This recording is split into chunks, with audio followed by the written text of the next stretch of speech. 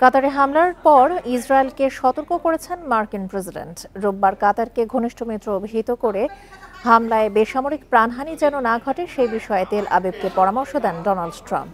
এদিকে ইসরায়েলি হামলার প্রতিবাদে কাতারের রাজধানী দোহায় আজ বৈঠকে বসছেন আরব ও মুসলিম দেশগুলোর শীর্ষ নেতারা। কাতার সরকারের উদ্যোগে আয়োজিত সম্মেলনে যোগ দিচ্ছেন পররাষ্ট্র উপদেষ্টা তৌহিদ হোসেন। রোববার দোহায় জরুরি আরব ইসলামিক শীর্ষ সম্মেলনের প্রস্তুতিমূলক পররাষ্ট্রমন্ত্রীদের বৈঠকে অংশ নেন পররাষ্ট্র উপদেষ্টা। বৈঠকে সভাপতিত্ব করেন কাতারের প্রধানমন্ত্রী ও পররাষ্ট্রমন্ত্রী শেখ মোহাম্মদ বিন আব্দুল রহমান আল থানি। বক্তব্য রাখেন ওআইসির মহাসচিব হোসেন ইব্রাহিম তাহা এবং আরব লীগের মহাসচিব আহমেদ আবুল ঘেইত। 2 দিনের আরব ইসলামিক শীর্ষ সম্মেলনে যোগ দিতে এরই মধ্যে দোহায় সমবেত হয়েছেন এই অঞ্চলের নেতারা।